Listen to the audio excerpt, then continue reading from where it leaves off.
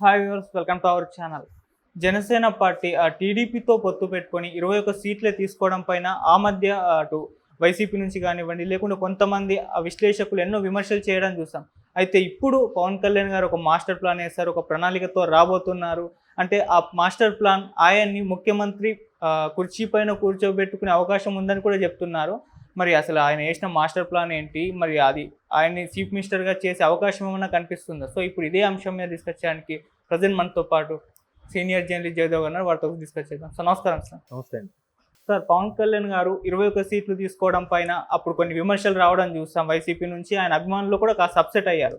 అయితే ఇప్పుడు ఆయన ఒక ప్రణాళిక వేశారు, దాని ప్రకారం ఆయన చీఫ్ మినిస్టర్ అయ్యే అవకాశం కనిపిస్తుంది అని అంటున్నారు.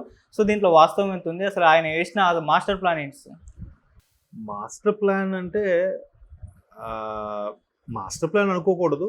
మొత్తం మీద ఆయన మొదటి నుంచి చెప్పేది ఏంటంటే వ్యతిరేక ఓటు చేయించకూడదు. అండ్ మోరోవర్ రాష్ట్రానికి ఒక అనుభవజ్ఞుడు ముఖ్యమంత్రి కావాలి. ఆ అనుభవజ్ఞుడితో మనం పనిచేసినప్పుడు ఫ్యూచర్లో మనము బలమైన పార్టీగా ఎదిగినప్పుడు ముఖ్యమంత్రిగా అయితే లేదా కీలకమైన మంత్రి పదవులు వస్తే ఎలా నడిపించాలి, ఎలా ముందుకు తీసుకెళ్ళాలి అనేది ఆయన మొదటి నుంచి నొక్కి ఒక్కని చెప్తున్నాడు. మొన్న రీసెంట్గా కూడా మనకేం తక్కువ, మనకి ఎంత పర్సంటేజ్ ఉంది, మనం సీట్లు తగ్గించుకుని బీజేపీకి ఇవ్వడం, బీజేపీకి 2% కూడా లేదు కదా, ఇట్లాంటి వార్తలు వచ్చినప్పుడు కూడా ఆయన అదే చెప్పాడు. మన పోలింగ్ ఏజెంట్లు కూడా లేరు సరిగ్గా. మనం టీడీపీ వాళ్ళ మీద డిపెండ్ అయ్యి వెళ్ళాల్సిన పరిస్థితి. టీడీపీ వాళ్ళు ఎలా నడుచుకుంటున్నారు, ఎలాగ సామరస్యంగా ఉంటున్నారు, ఎలాగ గ్రౌండ్ లెవెల్లో పార్టీని బలోపేతం చేస్తున్నారు, పార్టీ క్యాడర్ ఏంటి, కార్యకర్తల యొక్క సమాలోచనలు ఎలా ఉండబోతున్నాయి, వీటన్నిటి మీద కూడా సమన్వయ కమిటీలాగా ఏర్పడి మనం వాళ్ళతో కలిసి పనిచేసుకోవాలి, నేర్చుకోవాలి అనే ఉద్దేశంలో చెప్పారు. అయితే మేబీ దీని వెనక మాస్టర్ ప్లానే ఉండుండొచ్చు, తప్పులేదు కదా. ఎప్పటికీ అలాగే ఉండిపోతారా? ఇప్పుడు కూటమిలో నెంబర్ 1 చంద్రబాబు గారు ముఖ్యమంత్రి అభ్యర్థి, నెంబర్ 2 ఎవరంటే పవన్ కళ్యాణ్ గారేగా, అంతే కదా. నెంబర్ 3 లోకేష్ గారు, మిగతా వాళ్ళు వస్తే రావచ్చు కదా, బీజేపీ వాళ్ళు తర్వాత ఎక్కడో ఉంటారు. అంటే ఎందుకు ఆ స్థానం ఏర్పరచుకున్నాడు? ఒక కీలకమైన బాధ్యతగా కూటమిని ఏర్పరచుకొని ప్రభుత్వ వ్యతిరేక ఓటును చేర్చకూడదు, వీళ్ళు చేసే అరాచకాలను ఎలాగైనా అడ్డుకోవాలి, దానికి మన కేంద్రం నుంచి కూడా కొంత మద్దతు కావాలి, రేపు కేంద్రంలో ఇదే బీజేపీ ప్రభుత్వం వచ్చినట్లయితే మనకు సపోర్టుగా మద్దతుగా బాగుంటుంది, మనం ఇప్పటికీ అప్పుల్లో అన్ని రకాలుగా, ఒకటి కాదు ఒక 10 రకాల 100 రకాల ఎలిమెంట్స్ని మైండ్లో పెట్టి రన్ చేస్తూ ఒక్కొక్కటి plan A, plan B, plan C workout చేసుకుంటూ వచ్చాడు. ఆయన మొదటి నుంచి కూడా ఏం చెప్పాడు, ప్రభుత్వ వ్యతిరేక ఓటును ఎప్పటికీ చేల్చను అని. అలా చెప్పినట్టుగానే ఆగస్టులో జరిగిన బాబు గారు అరెస్ట్ అయిన మరుక్షణం లోపలికి వెళ్ళి ములాఖత్ అయ్యి వచ్చి బయటికి అనౌన్స్ చేసాడా లేదా? సో ఆలోచించి పెట్టుకున్నాడు కదా.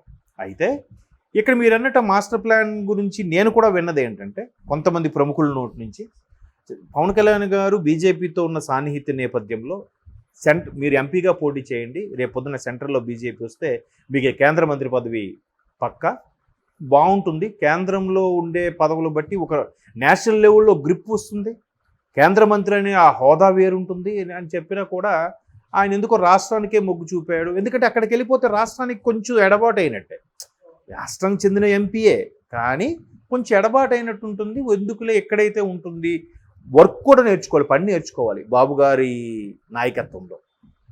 అంటే దాని అర్థం రేపు పొద్దున్న ఏమో ఛాన్స్ ఉంటుందేమో, ఈయనకి కీలకమైన పదవి హోంమంత్రివి, ఆర్థిక శాఖ అలాంటివి ఇస్తారేమో, ఈయన ఈ మధ్యన నీటిపారుదల శాఖ గురించి ఎక్కువ మాట్లాడుతున్నారు కాబట్టి నీటిపారుదల శాఖ ఇస్తారేమో, పోలవరం లాంటివి ఈయన హయాంలోనే పూర్తవుతాయేమో, ఇట్లా రకరకాలుగా ఎవరికాలు ఆలోచన చేస్తూనే ఉన్నారు. కాకపోతే ఈయన ఇలా ఉండడం వల్ల మేబీ ఇప్పుడు పక్క రాష్ట్రంలో కర్ణాటకలో ఒకప్పుడు ఏం జరిగిందంటే, ఆ జేడీఎస్ సంబంధించి దేవగౌడ గారు అబ్బాయి కుమారస్వామి ఉన్నప్పుడు లాస్ట్ 1 year ఆయన సీఎంగా చేశారు. అంతకుముందు తెలంగాణలో కూడా మీరు అబ్జర్వ్ చేస్తే బీఆర్ఎస్ ఎంఐఎం టైఅప్తో మేయర్ పదవి కైవసం చేసుకున్నప్పుడు 3 ఏళ్ళు మేయర్గా బీఆర్ఎస్ అభ్యర్థి ఉన్నారు, 2 ఏళ్ళు ఎంఐఎం అభ్యర్థి ఉన్నారు. అట్లా ఇక్కడ కూడా ఈయన వల్ల ఎక్కువగా ప్రాధాన్యత పెరిగి అలా ఉంటే ఏమో లాస్ట్ 1 year పవన్ కళ్యాణ్ గారు సీఎంగా ప్రమాణ స్వీకారం చేస్తారేమో అనేది జన సైనికుల యొక్క అత్యుత్సాహంతో కూడిన ఒక రకమైన ఆలోచన. తప్పులేదు దాంట్లో చెడుగా ఏం లేదు కదా. కూటమిలో భాగంగానే పవన్ కళ్యాణ్ చివరి సంవత్సరం చివరి 6 నెలలు చేయొచ్చు, తప్పేముంది.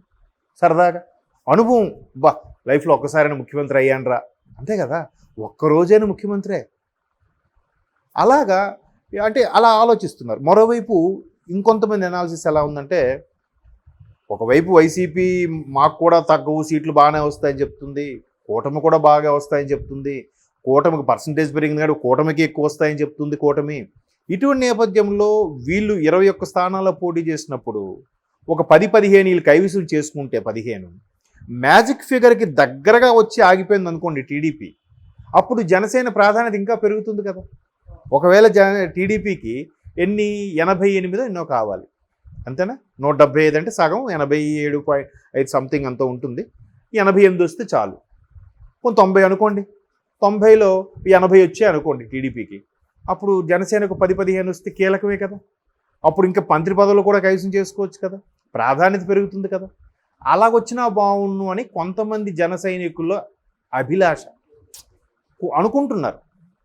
ఇప్పుడు కేంద్రంలో కూడా చాలామంది రాష్ట్ర ప్రభుత్వాలు ఎలా చేస్తాయంటే, బీజేపీకి 400 అంటున్నారు కానీ రాకూడదబ్బా, మ్యాజిక్ ఫిగర్ దగ్గర వచ్చి ఆగిపోతే మన సపోర్ట్ ఉంటుంది, అప్పుడు మనకే కేంద్ర మంత్రి పదవులు ఇస్తారు, మనకే రాష్ట్రానికి కావాల్సిన నిధులన్నీ ఇస్తారు అనేది కూడా కూటమిలో ఉన్న వాళ్ళు ఆలోచించవచ్చు. జనసేన కానీ టీడీపీ కానీ. మొన్న వైసీపీ గురించి సంబంధించి అయితే డైరెక్ట్గా జగన్మోహన్ రెడ్డి గారు వైజాగ్లో కొంతమంది ఎవరు స్టీల్ ప్లాంట్ యూనియన్ లీడర్స్తో కూడా అలాగే అన్నారంట.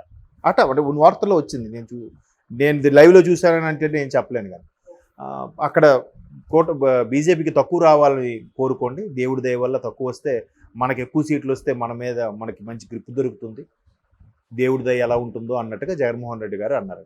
సో అలా ఎవరైనా ఆలోచించిన తప్పులేదు. సో ఇక్కడ కూడా జన సైనికులు కొంతమంది అలా ఆలోచిస్తున్నారు. ఎందుకు అలా ఆలోచించడంలో కూడా ఒక న్యాయం ఉంది. ఎందుకు న్యాయం అనిపిస్తుందంటే నా వరకు ఇప్పుడు కొన్ని దగ్గరలో అబ్బా నేను పోటీ చేస్తాను, నాకు ఈ సీట్ కన్ఫర్మ్ అనుకున్నవి పొత్తుల్లో భాగంగా టీడీపీకి బీజేపీకి వెళ్ళిపోయాగా. ఆఖరికి 28 అన్నారు, 30 అన్నారు, 28 అన్నారు, 21, ఇప్పుడు ఆ 7 పోయేగా. అవన్నీ వాటి మరి అక్కడ బ్రెబల్స్గా మారకుండా అణిగిమణిగి ఎందుకున్నారు, అరే గవర్నమెంట్ వచ్చాక మాకేవో ఇస్తారని.